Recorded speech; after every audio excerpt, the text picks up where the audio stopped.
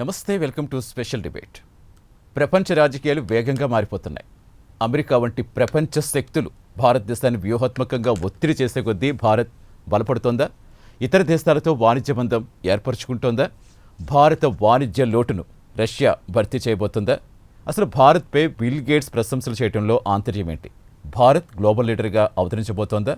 ఈ అంశాలపై debate continue చేద్దాం. మనతో జాయిన్ అవుతున్నారు అంతర్జాతీయ వ్యవహారాల నిపుణులు రాధా రఘురామపాత్రన్ గారు.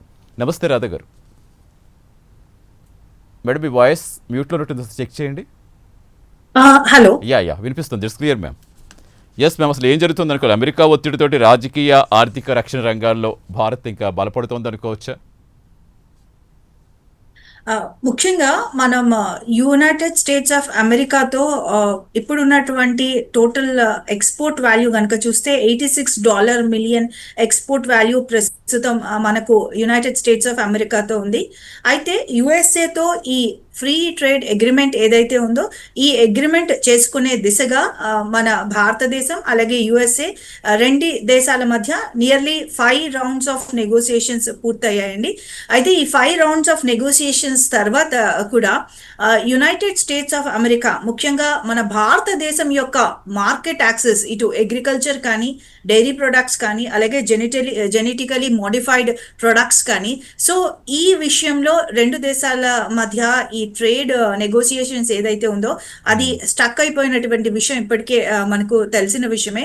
అయితే ఆల్రెడీ లాస్ట్ ఈ సెప్టెంబర్లో కూడా ఒక హై లెవెల్ నెగోసియేషన్స్ చేయడానికి కమిటీ భారతదేశం నుంచి యుఎస్ఏ విజిట్ చేసింది. అయితే ఈ ట్రేడ్ నెగోసియేషన్స్ ఇప్పటికీ కూడా నడుస్తూ ఉన్నటువంటి పరిస్థితి కూడా మనకు కనిపిస్తుంది.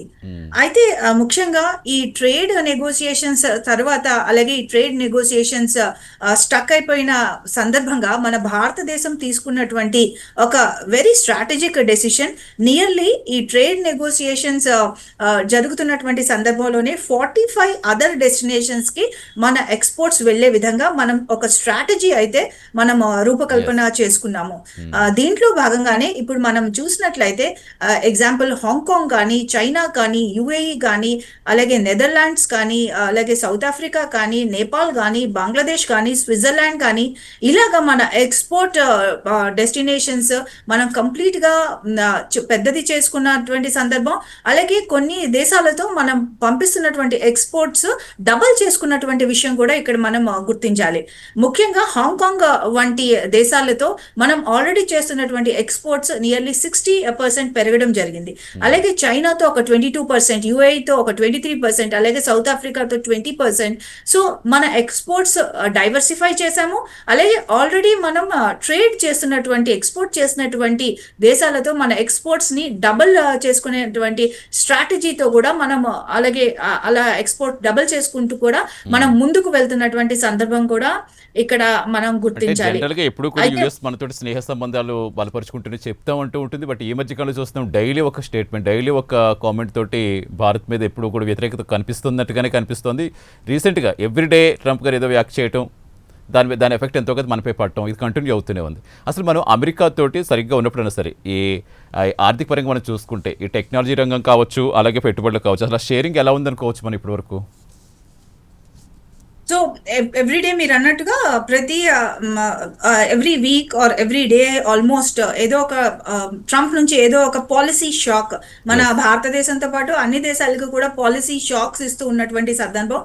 అయితే ఈ పాలసీ షాక్ అమెరికన్ ఎకానమీ మీద ఏ విధంగా ప్రభావితం చూపిస్తుంది అని ఆల్రెడీ మనం చూస్తున్నటువంటి పరిస్థితి. ఆల్రెడీ వాళ్ళ పార్లమెంట్లో అంటే యుఎస్ పార్లమెంట్లోనే వాళ్ళ యొక్క బడ్జెట్ ని కూడా కంప్లీట్ గా వాళ్ళు గ్రాంట్ చేసుకోలేనటువంటి పరిస్థితి. All except essential services, non essential services అన్ని కూడా హాల్ట్ అయిపోయినటువంటి పరిస్థితి కూడా మనం చూస్తున్నాం. ఒక పక్క ఎకానమీ ఇన్ఫ్లేషనరీ షాక్ తో ఉన్నటువంటి సందర్భంలో నియర్లీ ఇప్పుడు ఉన్నటువంటి ఈ పాలసీ షాక్, అమెరికా పార్లమెంట్ తీసుకున్నటువంటి పాలసీ షాక్ తో nearly 7 to 8 lakhs of people job loss కూడా అమెరికాలో ఇమీడియట్ గా కనిపిస్తున్నటువంటి సందర్భం. అయితే రీసెంట్ గా కూడా యునైటెడ్ స్టేట్స్ ఆఫ్ అమెరికాలో ప్రెసిడెంట్ ట్రంప్ చెప్పినటువంటి సందర్భం, బాలీవుడ్ మూవీస్ పై పైన టారిఫ్ విధిస్తాము అన్న విషయం ఆయన చెప్పారు. దాంతో పాటు ఈ ఫార్మస్యూటికల్స్, ఎస్పెషలీ బ్రాండెడ్ ఫార్మస్యూటికల్స్ అలాగే పేటెంటెడ్ ఫార్మస్యూటికల్స్ పైన కూడా 100% టారిఫ్ విధిస్తాము అన్న విషయం కూడా చెప్పారు. అయితే ముఖ్యంగా ఇక్కడ బాలీవుడ్ కోసం చెప్పుకోవాలి. Because United States of America మన బాలీవుడ్ మూవీస్ కి ఒక very very significant destination. Nearly 800 to 1000 crores మనకు మన ఓవర్సీస్ మార్కెట్ లో మనకు యునైటెడ్ స్టేట్స్ ఆఫ్ అమెరికా నుంచే వస్తున్నటువంటి సందర్భం. అలాగే ఓవరాల్ ఓవర్సీస్ మార్కెట్ లో నియర్లీ 40% కూడా బాలీవుడ్ నుంచే, మన బాలీవుడ్ మూవీస్ మన యునైటెడ్ స్టేట్స్ ఆఫ్ అమెరికా నుంచి వస్తున్నటువంటి షేర్ అని కూడా మనం ఇక్కడ గుర్తుంచుకోవాలి. మన తెలుగు సినిమాలు కూడా ఈ మధ్య కాలంలో యుఎస్ లో బాగా ఎక్కువ మార్కెట్ చేస్తున్నాయి కదా మేడం. Yes sir. ఎస్, మన బాలీవుడ్ తో పాటుగా మన తెలుగు మూవీస్ కూడా, టాలీవుడ్ కూడా ఈ మధ్య కాలంలో బాగా ఎక్కువగా మనకి కూడా ఎస్పెషల్లీ ఇండియన్ మూవీస్ అని చెప్పుకోవాలి మనం ఇక్కడ. So overall Indian movie market కి United States of America one of the favourite destinations గా ఉన్నటువంటి విషయం కూడా. కాబట్టి ఈ పాలసీ అయితే ఏదైతే ఉందో అది మన ఇండియన్ మూవీస్ ని టార్గెట్ చేసి ట్రంప్ అనౌన్స్ చేశారని చెప్పుకోవాలి. అయితే మరొక ఇంపార్టెంట్ డెసిషన్ ఏవైతే ఉందో ఇది ఫార్మస్యూటికల్ ఎక్స్పోర్ట్స్ పైన అతను అనౌన్స్ చేసినటువంటి patented and branded pharmaceutical exports అని చెప్పారు. అయితే దీని ప్రభావం మన భారతదేశం నుంచి వెళ్తున్నటువంటి ఓవరాల్ ఫార్మస్యూటికల్ ఎక్స్పోర్ట్స్ పైన అంతగా ఉండదని మనం ఇక్కడ చెప్పుకోవచ్చు. ముఖ్యంగా మన భారతదేశం నుంచి వెళ్తున్నటువంటి డ్రగ్స్ అన్ని కూడా జెనరిక్ డ్రగ్స్. కాబట్టి ఇప్పటి వరకు వాళ్ళ దేశ అవసరాల దృష్ట్యా కూడా వాళ్ళు చాలా వరకు నియర్లీ అమెరికా 80% వరకు ఈ జెనరిక్ డ్రగ్స్ పైన ఆధారపడుతుంది. అలాగే ఈ జెనరిక్ డ్రగ్స్ సప్లై చేస్తున్న కంట్రీస్ లో మన China and India four front లో ఉన్నటువంటి పరిస్థితి. సో నియర్లీ భారతదేశం నుంచి ఒక 35 to 40% జెనరిక్ డ్రగ్స్ అక్కడికి వెళ్తున్నాయి. కాబట్టి ఇప్పుడు అనౌన్స్ చేసినటువంటి ఈ టారిఫ్ ఏదైతే ఉందో ఇది పేటెంటెడ్ అండ్ బ్రాండెడ్ డ్రగ్స్ అని తన స్టేట్మెంట్ లో చెప్పుకొచ్చారు. కాబట్టి మన భారతదేశం నుంచి కూడా డాక్టర్ రెడ్డీస్ కానీ, అలాగే సన్ ఫార్మా కానీ, అలాగే జీరస్ కానీ, అలాగే అరబిందో ఫార్మా కానీ, సో ఇలాంటి బ్రాండెడ్ ఫర్మ్స్ అన్ని కూడా వాళ్లకు డ్రగ్స్ ఎక్స్పోర్ట్ చేస్తున్నటువంటి పరిస్థితి. అయితే దీని పర్సంటేజ్ ఓవరాల్ డ్రగ్స్ పర్సంటేజ్ తో చూసుకుంటే చాలా తక్కువగా ఉన్నటువంటి పరిస్థితి. అలాగే ఎస్పెషలీ ఈ డాక్టర్ రెడ్డీస్ కానీ, సన్ ఫార్మా కానీ వీళ్ళందరూ కూడా ప్యాకేజింగ్ యూనిట్స్ కానీ, అలాగే స్మాల్ సైజ్ ఆఫ్ ఈ బిల్డింగ్ అప్ యూనిట్స్ కానీ ఇవన్నీ కూడా యునైటెడ్ స్టేట్స్ ఆఫ్ అమెరికాలో already manufacturing units, small manufacturing units అన్ని కూడా యునైటెడ్ స్టేట్స్ ఆఫ్ అమెరికాలో ఆల్రెడీ ఉన్నటువంటి పరిస్థితి. కాబట్టి దీని దృష్ట్యా మనం ఏమని ఆలోచించవచ్చు అంటే ఇటు ఫార్మస్యూటికల్ రంగంపై ట్రంప్ అనౌన్స్ చేసినటువంటి ఈ పాలసీ యొక్క ఇంపాక్ట్ అంతగా ఉండకపోవచ్చు. On the other hand Indian movies పరంగా చూస్తే ఇండియన్ మూవీస్ పైన అక్టోబర్ మంత్ ఎండ్ కి మనకి తెలుస్తుంది దీని యొక్క ఇంపాక్ట్ ఏ విధంగా మన భారతదేశం యొక్క సినిమాపై, ఇండియన్ సినిమాపై పడబోతుంది అని. బికాస్ ఇంకా క్లియర్ కట్ స్టేట్మెంట్ అలాగే క్లియర్ కట్ డీటెయిల్స్ మనకి రావాల్సిన పరిస్థితి మనకి ఇంకా కనిపిస్తుంది. Yes, definitely madam. అలాగే మీరు ఎప్పటి నుంచి ఇంటర్నేషనల్ అఫైర్స్ బాగా అబ్జర్వ్ చేస్తూ అనలైజ్ చేస్తూ ఉంటారు కాబట్టి అసలు ఏంటి, ఏ విధంగా అసలు యూఎస్ ఎందుకు భారత్కి కక్ష కట్టింది అనుకోవాలి? ఆల్రెడీ ఐఎంఎఫ్ చెప్పింది, ఆల్రెడీ థర్డ్ ప్లేస్కి వచ్చేస్తాం, జపాన్ అధిగమించాం, థర్డ్ ప్లేస్ కూడా 2028లో జర్మనీని కూడా అధిగమిస్తామని చెప్తోంది. అంటే అతిపెద్ద ఆర్థిక వ్యవస్థకు ఎదుగుతుంది కాబట్టి ఇవేమన్నా కనిపిస్తున్నాయా? పోటీ ఏమైనా వస్తామనుకుంటుంది? అసలు ఏంటి అసలు ఎందుకింత కక్షపూరితంగా వ్యవహరిస్తున్నారు అనుకోవాలి? యునైటెడ్ స్టేట్స్ ఆఫ్ అమెరికా ఇక్కడ ఒక సర్ప్రైజింగ్ ఎలిమెంట్ ఏంటంటే భారతదేశంపై ఆల్రెడీ 50% టారిఫ్ వేసింది. అమెరికన్ ఆయిల్ కొంటున్నాము అన్న అంశం అని పరిగణలోకి తీసుకుంటూ. అయితే యునైటెడ్ స్టేట్స్ ఆఫ్ అమెరికాయే ఇటు రేర్ అర్త్ మెటల్స్ కానీ, అలాగే సెమీ కండక్టర్స్ కానీ, కెమికల్ కానీ చాలా రకాల ఈ టెక్నాలజీ ఓరియంటెడ్ ప్రోడక్ట్స్ కానీ ఇవన్నీ కూడా United States of America Russia నుంచి దిగుమతి చేసుకుంటున్నటువంటి అంశం. దీన్ని ఒక రిపోర్టర్ కూడా ట్రంప్ ని డైరెక్ట్ గా అడిగినటువంటి పరిస్థితిలో ఈ విషయం తనకు తెలియదు అని చెప్పేసి తను దాటవేసినటువంటి పరిస్థితి కూడా మనకు ఒక సందర్భంలో కనిపించింది. అలాగే United States of America always India రష్యాని ఒక ఫ్రెండ్గా చూడలేదు అనడానికి చాలా నిదర్శనాలు మనకు కనిపిస్తాయి. ముఖ్యంగా యునైటెడ్ స్టేట్స్ ఆఫ్ అమెరికాకు చైనాకు చెక్ పెట్టే విధంగా భారతదేశాన్ని చాలా సందర్భాల్లో వాడుకున్నటువంటి పరిస్థితి కూడా మనం ఇక్కడ అర్థం చేసుకోవచ్చు. So United States of America ఈ ఏషియాలోని ఈ చైనాకు కాంపిటీటర్ గా అలాగే చైనాకు చెక్ పెట్టే విధంగా భారతదేశాన్ని వాడుకుంది. కానీ భారతదేశంతో పాటు ఏ దేశానికి కూడా యునైటెడ్ స్టేట్స్ ఆఫ్ అమెరికా ఒక మంచి ఫ్రెండ్ గా అలాగే మంచి సపోర్టర్ గా ఉన్నటువంటి సందర్భం మనకు హిస్టరీలో ఎక్కడ కనిపించినటువంటి అంశం కూడా ఇక్కడ మనం గుర్తు చేసుకోవాలి. ముఖ్యంగా ట్రంప్ తన మొదటి రెజీమ్ లో కానీ అలాగే ఇప్పుడు ఉన్నటువంటి ఈ రెజీమ్ లో కానీ చూసుకున్నట్లయితే చాలా సందర్భాల్లో అమెరికాలో కంప్లీట్ గా ఈ ఎకనామిక్ లాక్డౌన్ సందర్భాలు మనకు నియర్లీ 17 టైమ్స్ మనకు కనిపించినటువంటి సందర్భం మనకు కనిపిస్తుంది. అలాగే అమెరికన్ ఇన్ఫ్లేషన్ కానీ అలాగే నార్మల్ అమెరికన్ కన్జ్యూమర్ పై పెడుతున్నటువంటి ఇంపాక్ట్ కానీ, సో ఒక నార్మల్ బేసిక్ ఎకనామిక్ థియరీ అలాగే నార్మల్ బేసిక్ ఎకనామిక్ క్యాలిక్యులేషన్స్ చేసే ఎవరికైనా అర్థమైనటువంటి పరిస్థితి.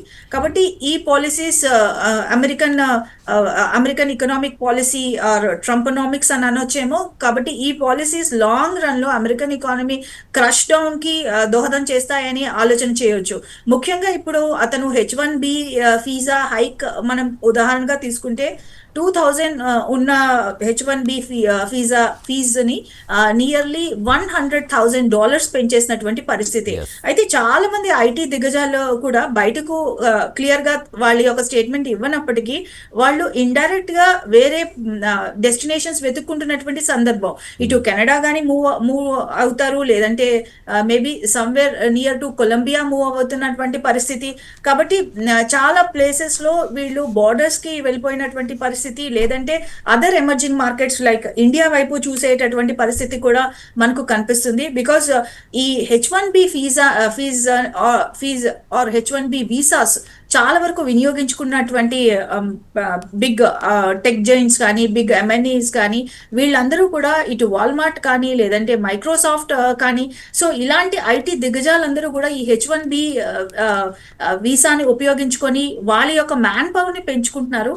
మేబీ మనం లాస్ట్ వీక్ ఒకసారి చూసినట్లయితే లాస్ట్ వీక్ కూడా మైక్రోసాఫ్ట్ బిల్ గేట్స్ తను 1980లో ఎప్పుడైతే తన ఫర్మ్ ని స్టార్ట్ చేసినటువంటి పరిస్థితుల్లో వాళ్ళకు వరల్డ్ క్లాస్ ఐటీ ఇంజనీర్స్ కావాల్సినటువంటి సందర్భంలో 15 ఐటీ ఇంజనీర్స్ నేను భారతదేశం నుంచి తీసుకువచ్చాను అని అతను ఎంతో సంతోషంగా తన స్టేట్మెంట్ లో ప్రకటించినటువంటి అంశం కూడా మనం ఇక్కడ గుర్తు చేసుకోవాలి. కాబట్టి ఈ ఐటీ ఫర్మ్స్ అన్ని కూడా సో వాళ్ళు ఆల్టర్నేటివ్ డెస్టినేషన్స్ వెతుక్కుంటున్నటువంటి సందర్భం కూడా ఇక్కడ మనం చెప్పుకోవచ్చు. అంటే సరే వాళ్ళు ఇప్పుడు ఆల్రెడీ షట్ డౌన్లో ఉన్నారు. అమెరికాలో ఆల్రెడీ షట్ డౌన్ నడుస్తుంది. సరే వాళ్ళ అంతర్గత వ్యవహారాలు అనుకోవచ్చు. అంటే నేను అడిగింది ఇందాక అదే మేడం మిమ్మల్ని, అంటే ఏంటి అసలు ఇండియా మీద ఇప్పుడు ఎన్ని పాలసీలు తీసుకొస్తున్నా, ఎంత స్ట్రెస్ గురి చేస్తున్నా, ఎక్కడ భారత్ అలగకుండా వేరే సోర్స్ ఎత్తుక్కుంటోంది. కాబట్టి ఏంటి అసలు ఎందుకు ఇంత డైలీ ఇప్పుడు అయిపోయింది సరే టారిఫ్ ఆలోచన చేస్తే నేను చెప్పినట్టు వాళ్ళు భారతదేశంలో ఉన్నటువంటి టెక్నికల్ ఓరియంటెడ్ లేబర్ ఫోర్స్ కానీ hard working elite labour force కానీ అలాగే వాళ్ళు తీసుకున్నటువంటి వాళ్ళు చైనాకు ఆల్టర్నేటివ్ గా ఆర్ చైనాకి చెక్ పెట్టే విధంగా భారతదేశాన్ని చాలా సందర్భాల్లో ఉపయోగించుకోవాలని చూసినప్పటికీ మన భారతదేశం జియో పొలిటికల్ గా ఇప్పుడు ఆలోచన చేస్తే జియో పొలిటికల్ గా మన భారతదేశం ఒక విశ్వగురువుగా వరల్డ్ ప్లాట్ఫామ్స్ పై ఉన్నటువంటి సందర్భం.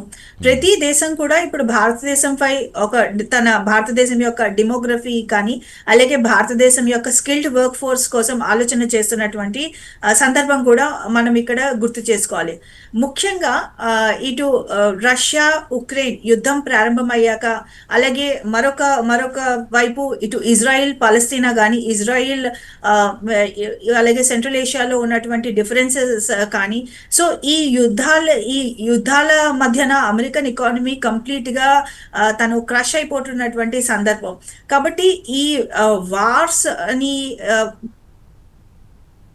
వార్స్ పై ఎక్స్పెండిచర్ ని దీన్ని తగ్గించుకుంటూ వాళ్ళ యొక్క కంట్రీ ఎకానమీని కానీ వెల్ఫేర్ ని కానీ సపోర్ట్ చేసే విధంగా తను ఎకనామిక్ పాలసీ డెసిషన్స్ తీసుకోవాల్సినటువంటి సందర్భంలో తన కోపాన్ని ఇటు రష్యా పైన కానీ ఆయన ఫస్ట్ టర్మ్ ఎండింగ్ లో మనం చూసాం చైనాతో టగ్ ఆఫ్ వార్ అవును. అనే అంశంలో ముందుకు వెళ్ళారు. అలాగే చైనాపై టారిఫ్స్ అని విరుచుకుపడినటువంటి సందర్భం. అయితే మరోసారి ఇప్పుడు చైనాను ఏమీ చేయలేనటువంటి పరిస్థితిలో తన కోపాన్ని అలాగే జియో పొలిటికల్ గా అత్యంత విశ్వసనీయ దేశంగా ఎదుగుతున్నటువంటి భారత్ వంటి దేశాలపై చూపిస్తున్నటువంటి సందర్భం. ఇటు రష్యాపై కానీ చైనాపై కానీ తను టారిఫ్స్ ని ప్రకటించకుండా భారతదేశం వైపు ప్రకటించినటువంటి సందర్భం మనకు కనిపిస్తుంది. అలాగే ఇక్కడ కూడా కొన్ని ఎగ్జామ్షన్స్ మనం చూసినట్లయితే జనరిక్ డ్రగ్స్ పైన కానీ రేర్ ఎర్త్ మెటల్స్ పైన కానీ ఇలాంటి వాటిపై వాళ్ళ కంపెనీలకి అవసరమైనటువంటి ప్రొడక్ట్స్ పై ఏమాత్రం టారిఫ్ విధించకుండా మిగిలిన ప్రొడక్ట్స్ పై టారిఫ్స్ ని విధించి భారతదేశాన్ని తన చెప్పు చేతుల్లో ఉంచుకోవాలని ఆలోచన చేశారు. అయితే ఇప్పుడు భారతదేశం ట్రంప్ తో పాటు వరల్డ్ ఎకానమీస్ అన్ని కూడా ఇప్పుడు చూస్తున్నాయి. భారతదేశం ఇప్పుడు కంప్లీట్ గా ఒక స్టార్ట్అప్ హబ్ గా ఎదుగుతుంది. అలాగే వరల్డ్ సూపర్ స్పేస్ పవర్ గా ఎదిగినటువంటి సందర్భం. అలాగే కంప్లీట్ గా గ్లోబల్ సౌత్ వాయిస్ అని భారతదేశం యొక్క వాయిస్ ని వింటున్నటువంటి సందర్భం. సో ఇప్పుడున్నటువంటి భారతదేశం అమెరికాతో మనం నెగోషియేట్ చేయగలం, చైనాతో మనం కంపీట్ చేయగలం, అలాగే టోక్యోతో మనం రష్యాతో మనం మాస్కోతో ట్రేడ్ చేయగలం, అలాగే టోక్యోతో మనం కలిసి మన ఇన్ఫ్రాస్ట్రక్చర్ ని బిల్డ్ చేయగలం. అలాగే మనం వెస్ట్ ఏషియాకి మన మ్యాంగోస్ ని కూడా ఎక్స్పోర్ట్ చేయగలం. సో ఇప్పుడున్న వాళ్ళు చూసినటువంటి భారతదేశం కంప్లీట్ గా ఒక డిఫరెంట్ భారతదేశం అని ట్రంప్ కూడా ఆల్మోస్ట్ అర్థమైంది. కాబట్టి he's just trying to buildup pressure అండి. సో మన భారతదేశం పై ప్రెషర్ బిల్డప్ చేయాలి. కాకపోతే ఈ ఎకానమీ డీల్ అమెరికాకి చాలా అవసరం. అందుకోసమే ఇన్ని రౌండ్స్ ఆఫ్ నెగోసియేషన్స్ కి ఒక విధంగా ట్రంప్ తగ్గుతూ వస్తున్నటువంటి సందర్భం కూడా మనకు కనిపిస్తుంది. అవును, డెఫినెట్గా. కానీ ఎంత తగ్గినా సరే ఆయన వైఖరిలో మార్పు వస్తుందని అయితే మాత్రం ఎక్స్పెక్ట్ చేయలేము. ఎందుకంటే చూస్తున్నాం యూఎస్లో కూడా చాలామంది ఆయన పాలసీలకి వ్యతిరేకంగా నినాదాలు చేస్తున్నారు. ఇప్పుడు బిల్ గేట్స్ వంటి వారు మీరు చెప్పినట్టుగా మన మీద ప్రశంసలు జల్లు కురిపిస్తున్నారు. మిగతా ఎవరైనా సరే అక్కడ ఉన్న ప్రముఖులందరూ కూడా భారత్ వైపు చూస్తున్నారు. అక్కడ ఏంటి కేవలం రిలేషన్స్ కోసమే కదా, వాణిజ్యపరంగానే వాళ్ళందరూ చేసేది. బట్ ట్రంప్ మరి ఎందుకు ఇలా చేస్తున్నారంటే మనకి అర్థం కాని పరిస్థితుల్లోనే కనిపిస్తుంది. ఎస్, అంటే యాక్చువల్గా మేడం ఇప్పుడు మన భారత్ ఒక లీడర్గా ఎదుగుతున్న క్రమంలో డెఫినెట్గా అమెరికాతో ఈ డిజిటల్ రంగాల్లో కానీ ఫార్మా రంగాలు ఎందుకు మీరు ఫార్మా గురించి కొంచెం ఎక్స్ప్లెయిన్ చేస్తారు. ఈ రంగాల్లో కానీ డెఫినెట్గా వాళ్ళతో డీలింగ్స్ కంపల్సరీనా, అంటే ఖచ్చితంగా యూఎస్ సహకారం ఉండాలా? ఫార్మా రంగంలో ఫార్మా కావచ్చు, అది డిజిటల్ కావచ్చు, లేదా వాతావరణ పరంగా హెల్త్ పరంగా ఇలా అన్నీ ఉంటాయి కదా. ఈ సెక్టార్స్ అన్నింటిలో కూడా మనం ఒకవేళ ఎదగాలంటే భారత్ ఇప్పుడు అత్యంత వేగంగా అభివృద్ధి చెందుతున్న దేశం కాబట్టి ఒక లీడర్గా ఎదగాలి అంటే డెఫినెట్గా యుఎస్ లాంటి దేశాల హెల్ప్ అనేది సహకారం అనేది అవసరం అంటారా? యుఎస్ టెక్నాలజీ పరంగా మనకి కావాల్సినటువంటి అఫ్ కోర్స్ కొన్ని రంగాల్లో ఇప్పుడు సెమీ కండక్టర్ రంగంలో డిజైన్ కనుక తీసుకున్నట్లయితే చైనా వంటి దేశాలు కంపీట్ చేసిన చైనా వంటి దేశాల్లో ఈ మ్యానుఫ్యాక్చరింగ్ యూనిట్స్ కూడా ఉన్నాయి. అయితే భారతదేశంలో అతి త్వరలో రాబోతున్నాయి. కాబట్టి ఈ చిప్ డిజైనింగ్ అలాగే టెక్నాలజీ హై అండ్ టెక్నాలజీ వంటి రంగాల్లో మనకి ఇతర దేశాల యొక్క అంటే ఇతర వెస్టర్న్ ఎకానమీస్ కానీ లేదంటే రష్యా వంటి దేశాల యొక్క సహకారం మనం తీసుకుంటున్నాం. అయితే ఇప్పుడు మనం గుర్తుంచుకోవాల్సింది మీరు వినే ఉంటారు ఆల్రెడీ మనకి జోహో యాప్ వచ్చింది. అంటే మన మైక్రోసాఫ్ట్ కి ధీటుగా మన భారతదేశంలో కూడా జోహో మెయిల్ ఆల్రెడీ కొన్ని ప్రాంతాల్లో కొన్ని సందర్భాల్లో మనం చూసి ఉంటాము. జోహో మెయిల్ కానీ జోహో యాప్స్ కానీ అలాగే జోహో మీట్ కానీ. సో మన భారతదేశం కూడా పోటాపోటీగా డెవలప్ అవుతున్నటువంటి సందర్భం కూడా మనం గుర్తుంచుకోవాలి. అయితే ఇక్కడ టెక్నాలజీ పరంగా మనం ఆలోచన చేస్తే మనం ఆపరేషన్ సింధూర్ సందర్భంలో కూడా చూసాం. మనకు Russian defence air defence S-400 air defence అలాగే MiG సో వీటికి ధీటుగా మనం మిగిలిన దేశాల యొక్క మనం పేర్లను మిగిలిన దేశాల యొక్క యుద్ధ విమానాలు కానీ అలాగే వాళ్ళ టెక్నాలజీ ఎంత ఉందో మనం ఒకసారి మనం డైరెక్ట్ గా చూసినటువంటి పరిస్థితి. కాబట్టి టెక్నాలజీ పరంగా మనం కేవలం ఇక్కడ యునైటెడ్ స్టేట్స్ ఆఫ్ అమెరికా పైనే కాకుండా మనకు వేరే దేశాల్లో ఈవెన్ మనకి టెక్నాలజీ అవసరం అయినప్పుడు కూడా మనం వేరే దేశాల్లో మనం డైవర్సిఫై చేసుకోవాలి. అలాగే మన స్ట్రాటజీ పరంగా మనం చేసుకుంటున్నటువంటి సందర్భం కూడా మనకు కనిపిస్తుంది. అలాగే ఇక్కడ యునైటెడ్ స్టేట్స్ ఆఫ్ అమెరికా కానీ ఏమైనా డెవలప్డ్ ఎకానమీస్ కానీ వాళ్ళ టెక్నాలజీ ఓన్లీ వాళ్ళు ఇండివిజువల్ గా అలాగే వాళ్ళ డొమెస్టిక్ గా డెవలప్ చేశారన్న ఆలోచన కూడా ఇక్కడ మరోసారి ఆలోచన చేయాల్సి వస్తుంది. బికాస్ ఇప్పుడు ఇప్పుడు H1B వీసా ఫీజు హైక్ చేశారు. ఉమ్, అయితే చాలా మంది ఇక్కడ భారతదేశం నుంచి వెళ్ళి అక్కడ స్టార్టప్స్ అభివృద్ధి చేసి వాటిని ఒక సూపర్ ఐటీ ఫర్మ్స్ గా తయారు చేసినటువంటి సందర్భం. ఉమ్. కాబట్టి ఇప్పుడు మన భారతదేశంలోనే ఈ స్టార్టప్ కల్చర్ అన్నది, మన భారతదేశం ఒక స్టార్టప్ హబ్ గా అవతరించింది. సో రాబోయే కాలంలో ఈ స్టార్టప్స్ రూరల్ ఏరియాస్ కానీ, నార్మల్ నాన్ మెట్రో ఏరియాస్ కూడా విస్తరించే పరిస్థితి. కాబట్టి అమెరికా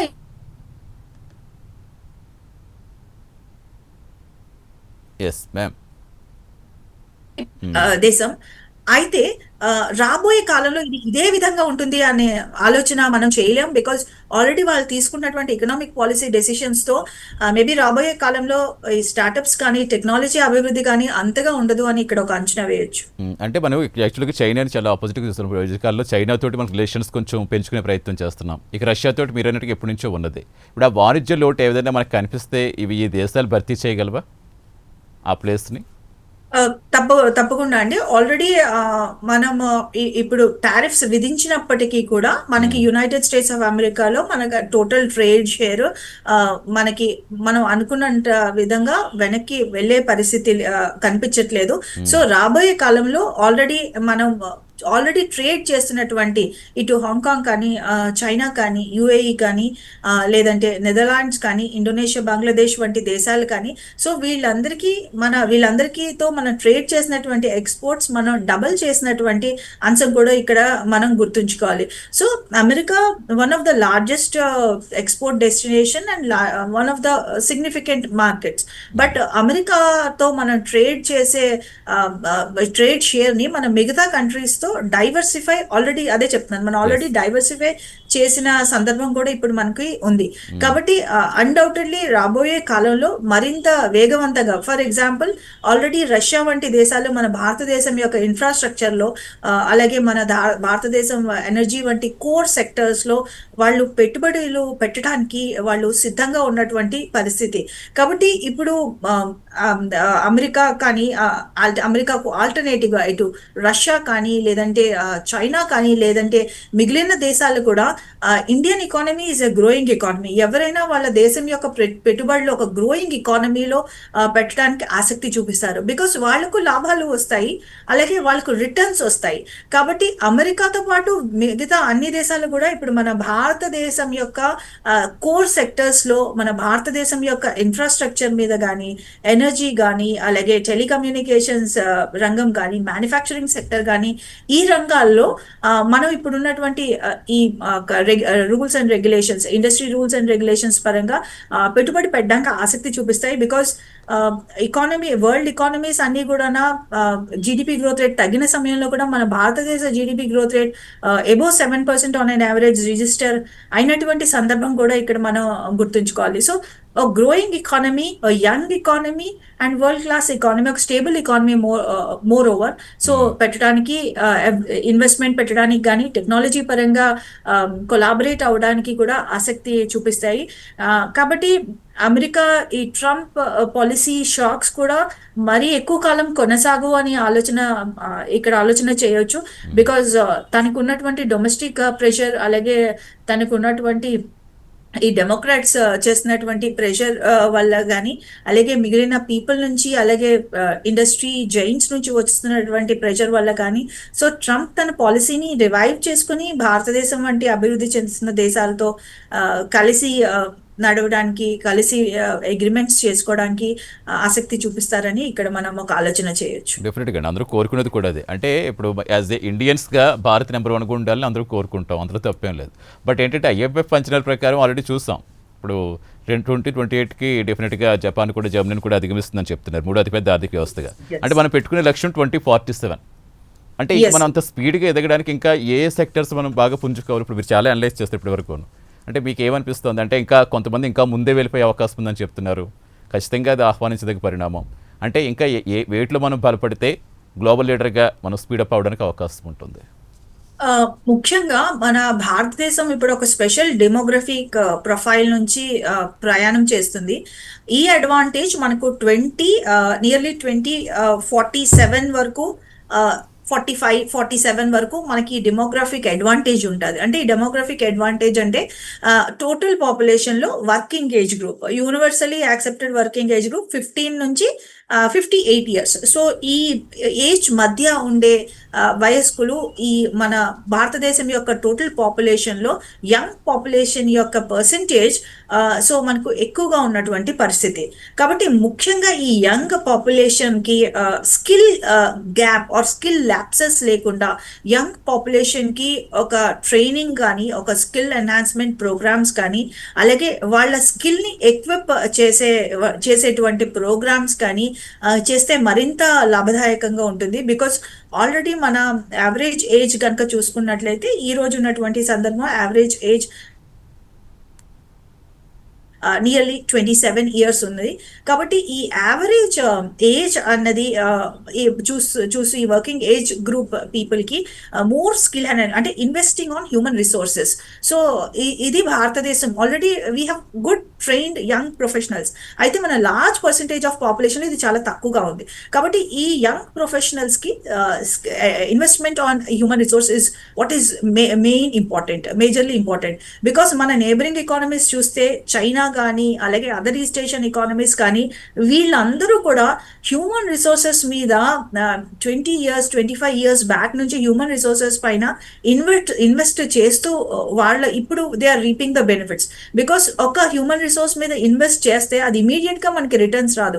ఆ రిటర్న్ రావడానికి మనకి కనీసం 15 నుంచి 20 సంవత్సరాలు పట్టే సమయం. కాబట్టి మనం యంగ్ ఇండియాపై స్కిల్ గ్యాప్ ని ఫిల్ చేస్తూ స్కిల్ ఎన్హాన్స్మెంట్ ప్రోగ్రామ్స్ ని మరింత చక్కగా, మరింత వేగవంతంగా స్కిల్ గ్యాప్ ని మనం కంప్లీట్ గా ఫిల్ చేయాల్సినటువంటి పరిస్థితి. నెక్స్ట్ మన దేశంలో ఇన్ఫ్రాస్ట్రక్చర్ ఆల్రెడీ మనం నెమ్మదిగా ఇన్ఫ్రాస్ట్రక్చర్ పై ఇన్వెస్ట్ చేస్తూ ముందుకు వెళ్తున్నటువంటి పరిస్థితి మనకు కనిపిస్తుంది.